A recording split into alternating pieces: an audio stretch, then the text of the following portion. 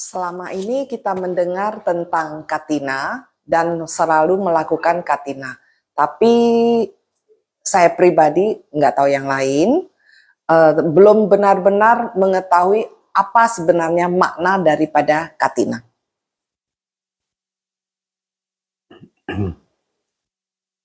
Katina, ya kalau bicara secara rincinya memang agak panjang, Bu, ya. Dari asal usul bahwasanya setelah di musim hujan itu dilalui pakaian dan tentu beberapa barang kebutuhan yang lain menjadi rusak, perlu direnovasi, diperbaiki, perlu ditambal jubahnya atau perlu dicari baru. Kemudian ya ini dilihat oleh Ibu Wisaka, menyampaikan kepada Sang Buddha boleh tidak berumah tangga perdana jubah kepada para biku mereka yang selesai menjalankan masa wasa, sudah mau sebagian menuju ke tempat-tempat yang lain. Nah, Sang Buddha mengizinkan. Di upacara dana di masa Katina itu termasuk dana yang khusus karena mendapatkan perizinan langsung dari Sang Buddha. Dan Katina ini tidak sembarang biku, tidak sembarang waktu. Hanya biku yang telah menjalankan masa wasa lengkap, tidak cacat selama 3 bulan penuh. Melakukannya juga 1 tahun sekali saja di satu tempat. Dan kurun waktunya hanya dalam 1 bulan, yaitu di bulan terakhir di musim hujan. Nah, jadi sangat terbatas. Pada awalnya Katina dibuat itu dengan menyerahkan jubah atau kain bahan jubah kepada sangga untuk kemudian sangga menyerahkannya kepada salah seorang biku yang dipilih oleh sangga sebagai sosok yang paling patut untuk menerima, yaitu dipilih mereka yang paling membutuhkan jubah. Dipilih juga mereka yang punya kontribusi besar terhadap komunitas para biku, sebagai pengajar para biku, sebagai ini itu dan sebagainya. Nah, jika masih ada beberapa yang lain yang sama seperti itu, dipilih usianya yang paling tua siapa. Nah, tetapi biku yang lain yang tidak mendapat jubah limpahan dari sangga ini punya hak istimewa, punya hadiah istimewa dari ikut beranumodana dalam upacara Katina yang diterima oleh salah seorang biku, dengan hadiahnya itu adalah bisa mendapatkan jubah semaunya, sesenangnya di dalam 1 bulan itu. Dan jika masih merasa belum cukup, masih menginginkan, bisa menambah waktunya itu hingga di akhir musim dingin, yaitu musim hujan bulan terakhir, 1 bulan ditambah dengan 4 bulan di musim dingin, menjadi ada 5 bulan seluruhnya. Ya, Pak. dalam proses pembuatannya itu di masyarakat juga beragam. Beberapa itu mulai dari sekian hari, jadi memanen kapas untuk kemudian dipintal menjadi benang, ditenun, dijadikan kain jubah.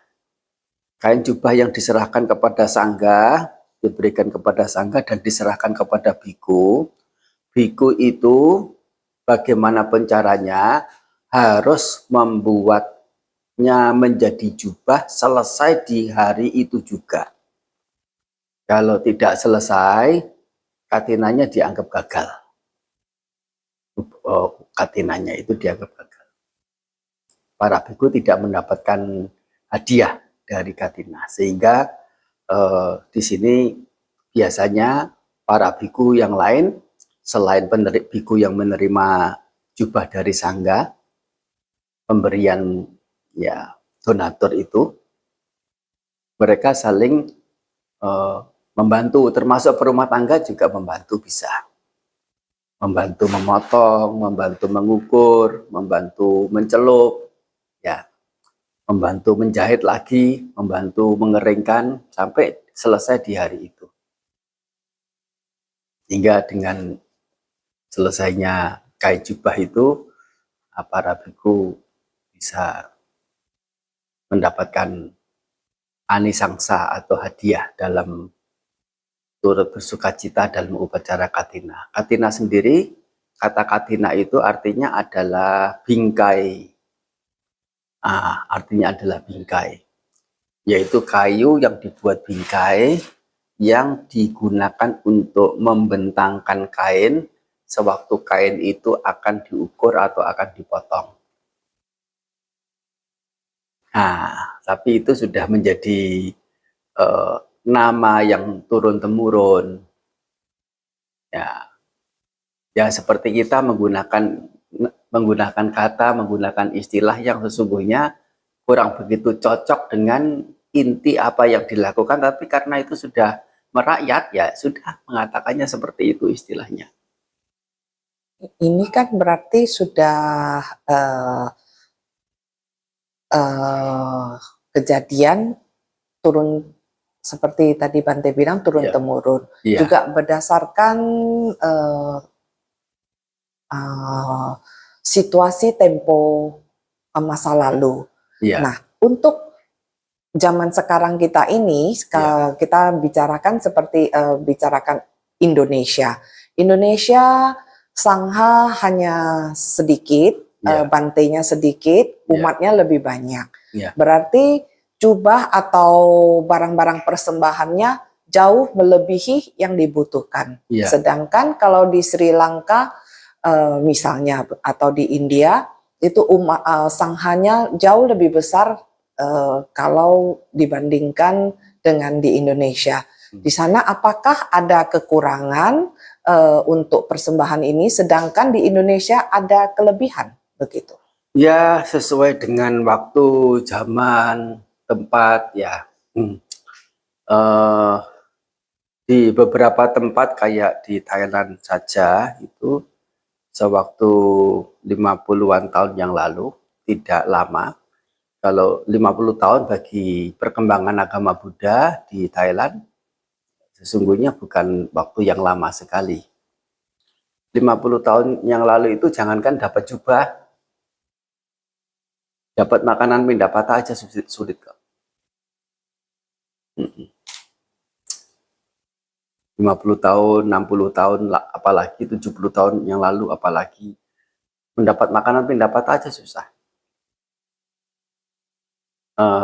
Untuk sekarang ini mungkin jangankan makanan pindapata atau jubah, barangkali para orang-orang yang berkecimpung di urusan keagamaan, baik biku maupun berumah tangganya, sudah mendapatkan support atau mendapatkan dukungan sedemikian rupa sehingga kesannya itu adalah kesan berlebihan. Sampai kemudian pindapata itu tidak usah jauh jalan ke mana begitu, umat-umatnya sudah datang menunggu depan wihara untuk bikunya keluar dari pagar wihara, gitu sudah penuh, balik lagi sudah. Untuk ya ini beberapa wihara yang saya lihat. Demikian pula juga untuk Indonesia, waktu ya 30-an tahun yang lalu cari jubah itu sulit sekali. Dapat jubah lungsuran itu aja sudah bahagia. Iya. Dapat jubah dari biku yang lain masih layak pakai. Nah, itu aja sudah bahagia. Ya, apa namanya? Banyak tempat ya, termasuk salah satunya itu umatnya kurang mengerti, juga mungkin umatnya jumlahnya juga terbatas, yang lainnya juga ada sekian jumlah kesibukan. Ya, jangan berpikir juga bante-bante yang ada di sekian daerah itu mendapatkan kenyamanan yang bagaimana dalam keseharian. Yang itu sangat jauh dibandingkan dengan zaman-zaman belakangan ini. Dan itu pun juga zaman belakangan ini hanya beberapa tempat saja. Ya, apa yang kita lihat di sini mungkin ya seperti ini. Tapi kalau kita melihat di tempat yang lain, berbeda lagi. Dan jauh berbeda. Sangat berbeda. Kalau kita misalnya membandingkannya misalnya dengan ya tentu komunitasnya yang berbeda, profesinya yang berbeda, profesi bercocok tanam seperti di daerah pedesaan di Jawa Timur, pedesaan di Jawa Tengah, pedesaan di Lombok sana itu, nah ya mereka di Dayak di itu Kalimantan Selatan, Kalimantan Timur.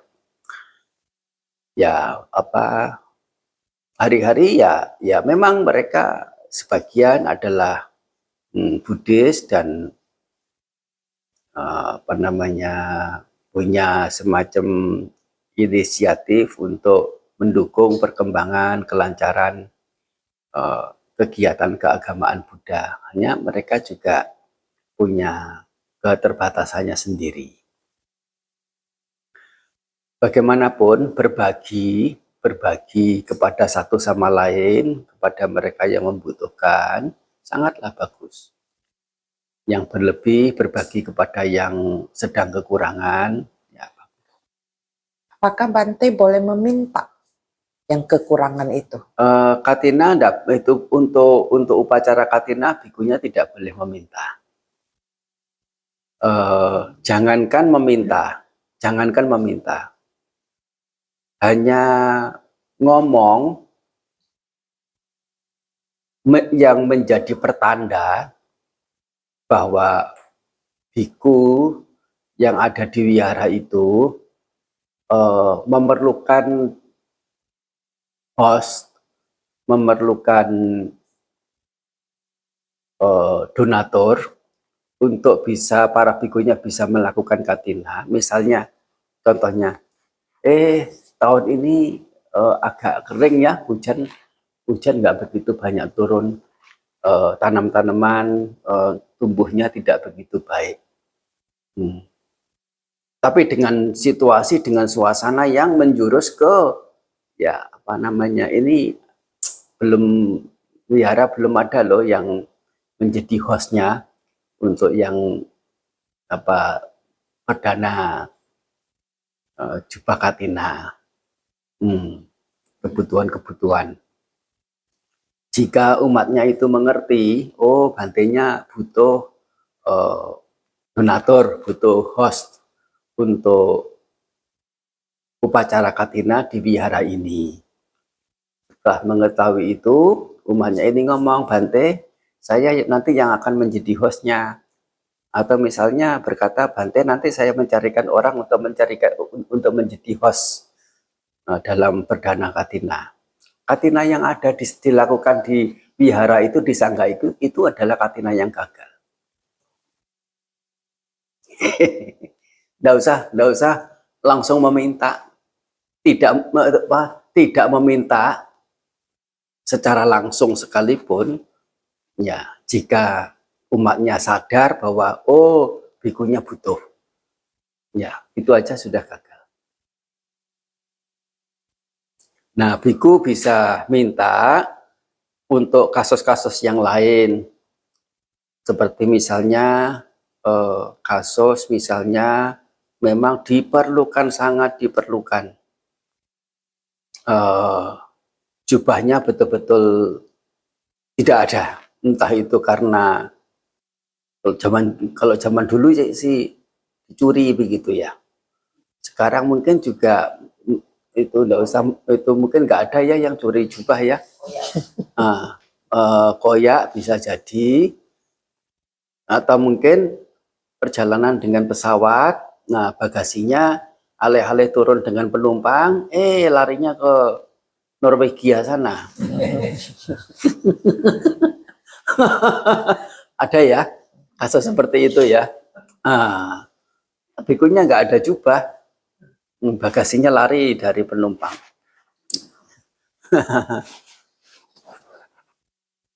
Seperti ini biku ya bisa meminta, atau terlebih kepada mereka yang memang pernah memohon untuk diberitahu kebutuhan apa yang, jadi sering kemudian umat Buddha itu mengerti bagaimana cara bisa menyokong para biku, yaitu dengan berpawarana. Yaitu pawarana itu artinya permohonan. Permohonan untuk diberitahu jika ada sesuatu yang dibutuhkan. Dan itu permohonan itu sendiri juga ada rinciannya ya. Ada rinciannya yang banyak. Ya, misalnya permohonan itu berbatas waktu, permohonan tanpa ada pembatasan waktu, yang permohonan yang tanpa pembatasan waktu itu bagaimana, Bante? Kalau ada barang-barang yang diperlukan, tolong kasih tahu saya ya. Ini namanya tanpa batas waktu. Nah, seperti ini bikunya punya hak untuk memberitahu kepada yang memohon itu dalam kurun waktu 4 bulan saja. Kalau ada sesuatu yang dibutuhkan dalam waktu 4 bulan itu boleh. Selewatnya itu sudah tidak boleh lagi. 4 bulan kemudian bilang lagi ya kan? Ya. Kemudian ada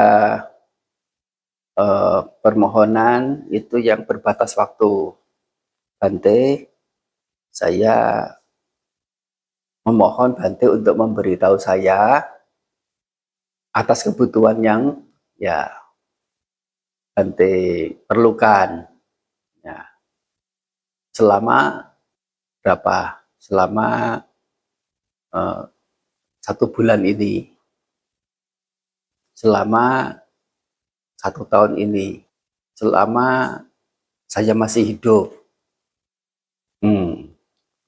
Jadi selama saya masih hidup, Bante kalau butuh apa silakan memberitahu. Itu juga berbatas waktu artinya. Berbatas waktu. Nah, batas waktunya ya.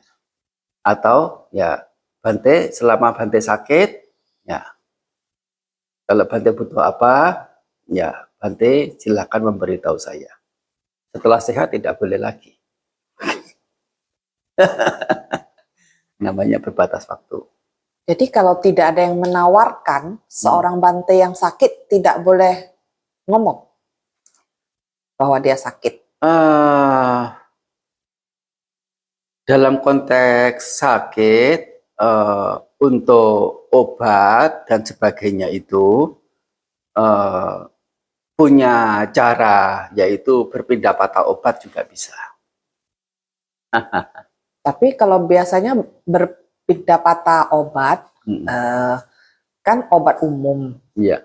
Jadi kalau misalnya obat yang diberikan itu tidak ada yang dalam kategori yang bisa menyembuhkan penyakit yang Oh diderita. ya, tentu beberapa berumah tangga mungkin berdananya, permisi bicara ya, sebatas normatif. Normatif barang yang diberikan mungkin paracetamol, obat sakit perut, obat mah, obat sakit kepala, selesai sudah. Tapi beberapa umat juga bisa ini menanyakan lebih ini, bante-bantenya ada keluhan apa tidak, keluhan di bagian mana, dan apa, kira-kira obat yang cocok dicarikan yang sesuai. Seperti ini. Ya, bisa juga. Ya, ada banyak ketentuan dalam hubungan antara umat dengan biku. Ya, tentu untuk kepentingan itu kan ada banyak ya. Ada kepentingan pribadi, ada kepentingan bersama. Ya, kalau kepentingan bersama itu misalnya ya sekarang kan ada yang namanya lembaga, ada yang namanya apa, rumah tangga juga punya kontribusi yang jelas dan pasti dengan kelembagaan itu. Misalnya perkumpulan A, B, C, D, di dalamnya ada anggota rumah tangga, para biku dan sebagainya. Ya, kalau misalnya ini membutuhkan sesuatu dan itu adalah kewenangan dari atau hak dari bikunya itu sendiri untuk menyampaikan untuk kepentingan organisasi, lembaga bersama begitu, ya itu sah-sah saja, tidak dianggap sebagai permintaan. Nah, begitu. Kecuali kalau apa yang disampaikan itu untuk kepentingan pribadi dia. Berat sekali ya jadi biku. Enggak. Misalnya Bante datang dengan seorang Bante yang lebih tua gitu. Terus Bante yang tua itu tidak dikenal oleh umat yang tadi tempat baru tersebut. Dan tidak ada yang menawarkan apa-apa gitu karena belum kenal gitu. Jadi terus kalau misalnya Bante tersebut tiba-tiba sakit, jadi apakah Bante boleh meminta kepada umat? Tidak meminta, tetapi memberitahu.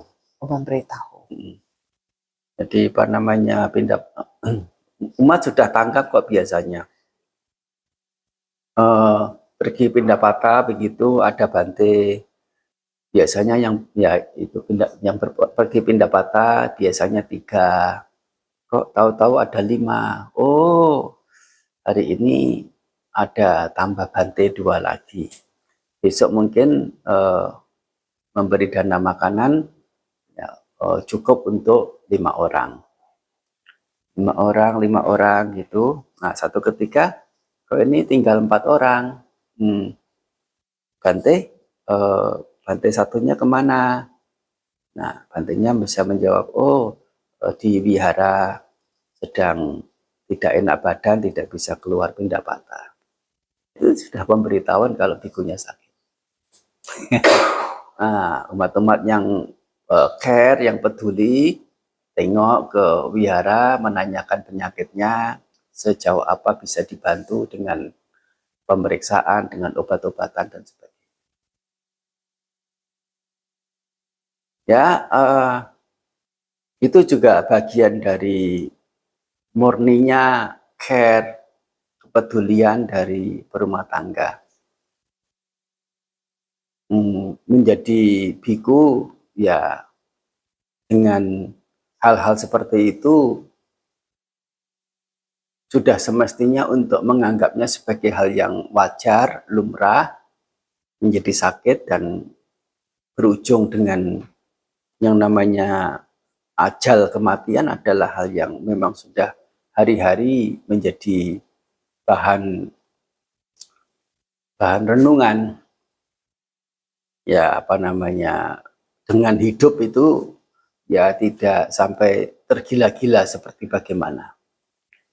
Walaupun beberapa itu memang orang-orang yang lain yang justru menyayangkan.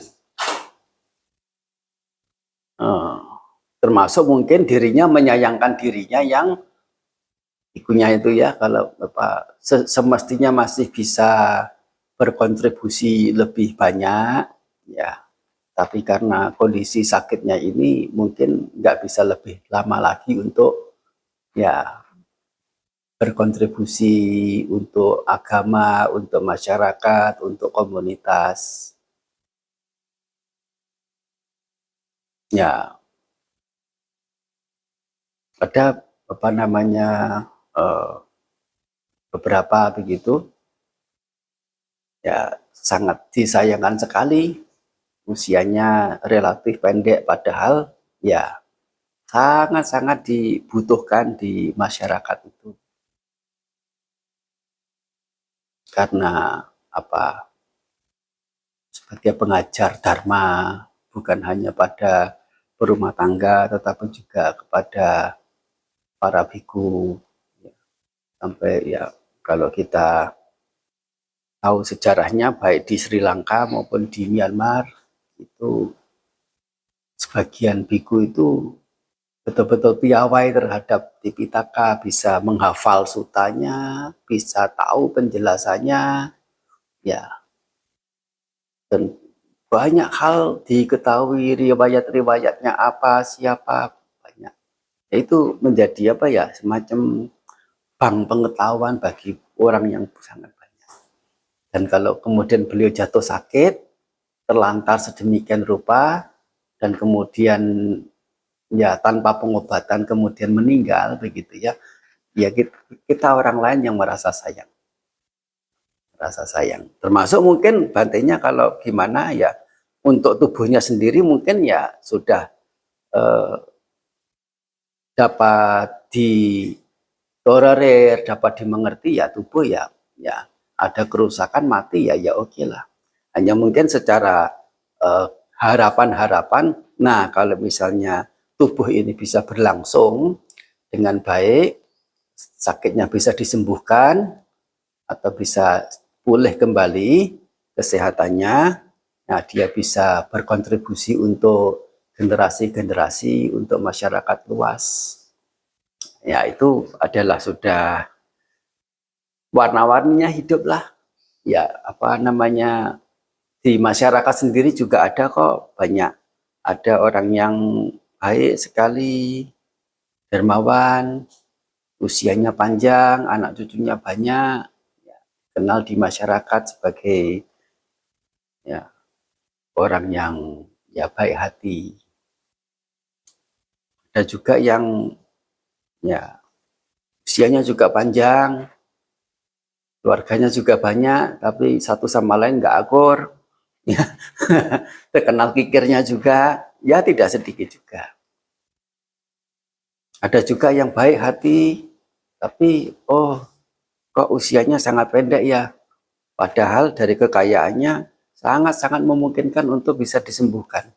Kenapa kekayaannya tidak juga apa bisa menyembuhkan penyakitnya?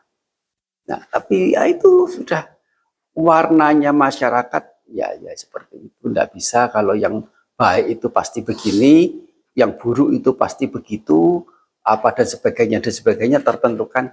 Yang namanya karma dan akibatnya itu tak cinteya, yang tak terpikirkan, yang tak terdugakan. Tidak bisa. Apalagi kalau sampai mengandai-andai, mengada-ada, mengira-kira bahwa oh dia begitu itu karena dulu begini, dulu begitu. Tidak boleh sembarangan ngomong seperti itu. Entah dia itu mengatasnamakan siapa. Kecuali kalau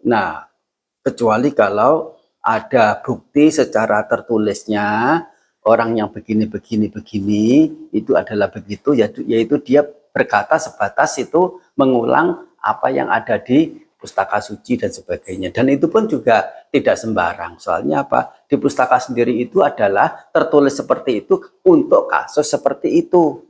Case yang seperti itu, spesifik seperti itu. Tidak bisa untuk digunakan menyeluruh semua. Tidak bisa juga.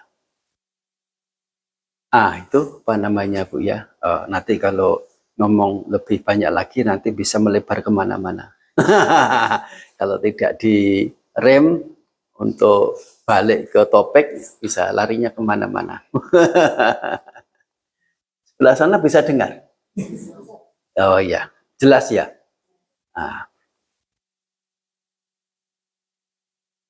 Ada pertanyaan sambungan tentang hal ini, boleh silakan.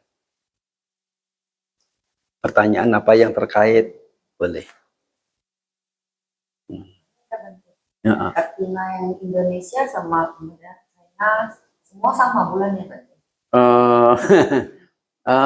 Sistem penanggalan kan juga banyak rumus, banyak cara penghitungan. Ya misalnya di beberapa waktu itu masuk puasanya beda 1 bulan. Begitu. Kadang Waisak ya di Indonesia bulan Mei, ya di negara lain bulan Juni. Nah, secara umum Waisak kalau di Mahayana itu kalau nggak salah di bulan April, sedangkan di Theravada di bulan Mei. Yaitu sebatas penghitungan tanggal yang sudah turun-temurun, beda dinasti.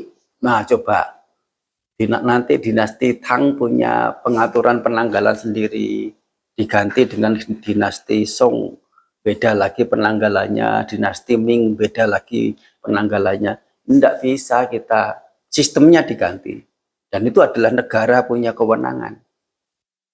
Nah, begitu. Tidak bisa kemudian satu Buddhis internasionalnya bagaimana? Internasionalnya siapa? Cina punya sendiri, Myanmar punya sendiri, Sri Lanka, India punya masing-masingnya. Ya, kalau misalnya mau konsisten dengan musim hujan itu tidak dimulai di bulan Juli untuk di Indonesia. Juli itu masih panas-panasnya. Masuk musim hujan di Indonesia itu mestinya November dan itu sudah Katina selesai. Oktober lah masuk dan itu musim hujan di Indonesia bukan 4 bulan tetapi 6 bulan. Keluar puasa mungkin sekitar Januari atau Februari atau Maret. Kalau mau disesuaikan dengan kondisi asli geografisnya. Musim hujannya di daerah itu ya. Nah, kalau di Eropa malah nggak ada Katina. Ya, mengapa?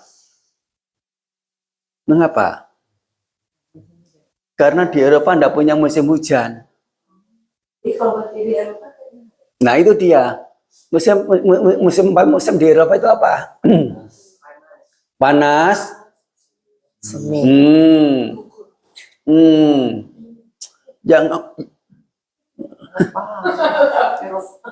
Yang berurut dong.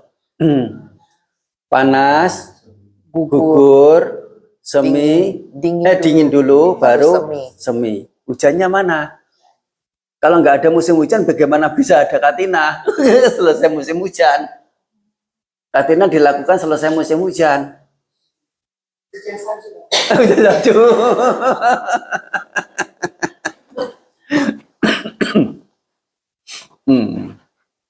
Kalau di India musim hujan dulu, baru musim dingin. Dan musim dingin itu ada saljunya juga beberapa. Tapi itu tidak dianggap sebagai musim hujan dan musim dingin. Nah, jadi bagaimana? Ya mereka tetap menggunakan patokan India. Musim 1 tahun ada 3 musim, masing-masing terdiri dari 4 bulan. Dan musim hujan dimulai di sekitar Juli. Nah, musim dingin dimulai sekitar November. Ya, seperti begitu. Dimanapun tempatnya, ya aturannya sudah dibuat customnya seperti itu. Ya, ini ya tidak tahu kebijakan seperti ini, kebijakan yang sudah sesuai bagaimana, eh, saya tidak dalam posisi untuk menilai, oleh karena pertimbangan-pertimbangannya apa yang memberatkan dan apa yang sisi positif negatifnya bagaimana kan agak relatif ya, agak relatif dan sesuai dengan waktu dan tempat masing-masingnya itu bagaimana.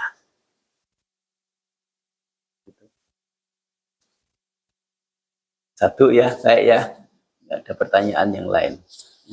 Oh ya, silakan. Tergantung, kita bertanya, kebetulan saya kan suka pindah kota pagi hari. Padahal saya kalau tidak ada di Medan, saya suka beli stoknya untuk Maksudnya kasih stok ke Bante bagaimana? contohnya ya, saya beli biskuit, minuman, saya packing seperti itu. 10 hari seperti itu. Maksudnya 10 hari langsung diberikan kepada Bantenya? Ya, karena saya nggak ada di Medan. Oh begitu.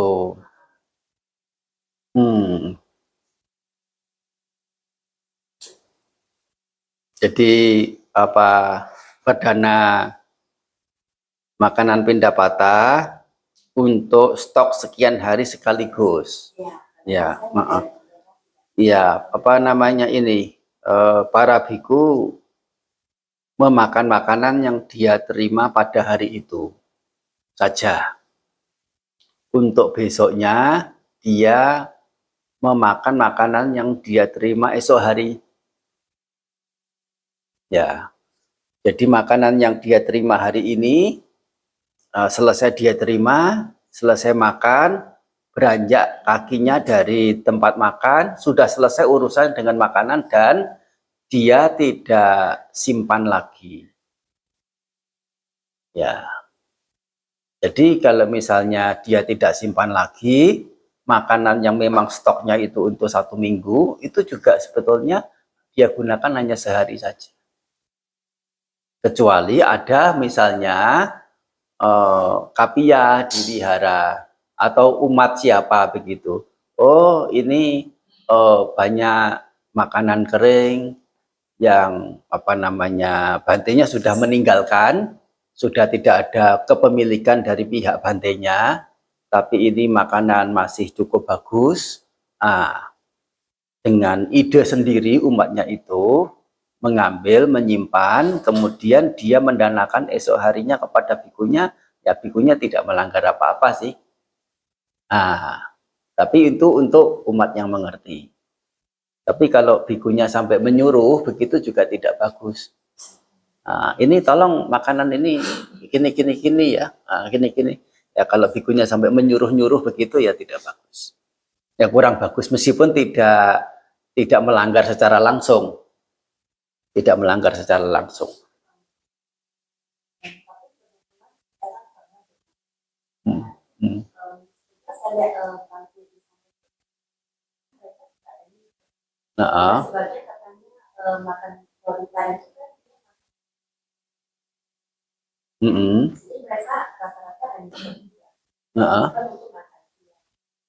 Oh ya, ya. Pendapatannya sekali di pagi hari disimpan untuk makan siang dia, enggak apa-apa. Ya, enggak apa-apa.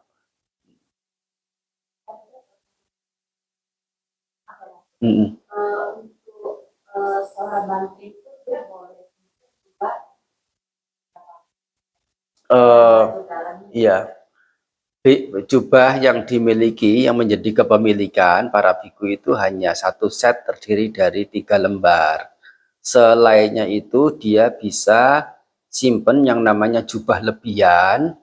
Jubah lebihan itu tidak ditentukan berapa jumlahnya. Tetapi dia bisa nyimpen hanya sampai 10 hari saja. Ya.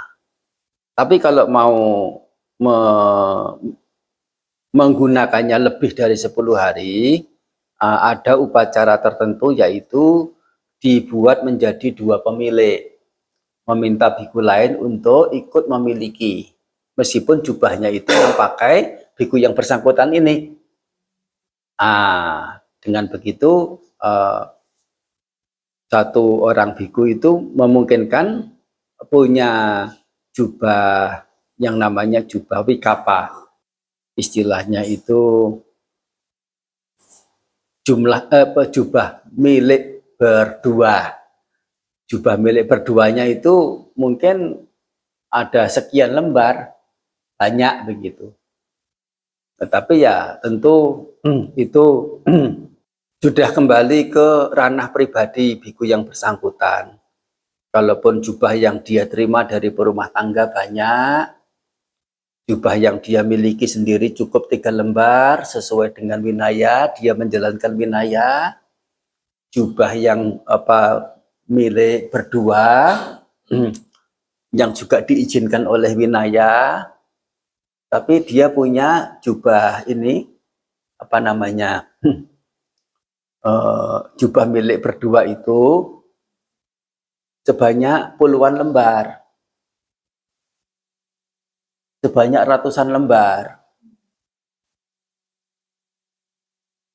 Berlebihan ya. Meskipun diizinkan di wilayah boleh, itu enggak terbatas. Kalau punya itu jubah yang bisa dimiliki berbagi milik satu dengan biku yang lain, ya tidak dibatasi berapa, tapi yang seperti itu jarang lah ya, seperti begitu ya. Terus nanti kalau baju dalam Ya baju dalam itu kalau yang sebelah atas yang namanya angsa itu ya, angsa itu sebetulnya pundak. Angsa artinya pundak. Kain angsa ya kain pundak. Kain pundak, kain yang di dalam itu sebetulnya tidak masuk dalam kriteria bagian jubah biku. Nah, yang masuk dalam bagian jubah biku itu adalah sarung di bawah, jubah untuk penutup, dan jubah pelindung yang namanya sanggati, 3 lembar.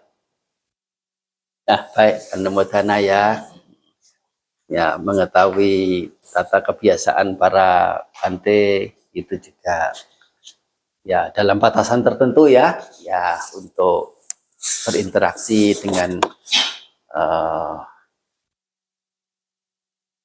layaknya secara manisnya ya itu baik-baik saja.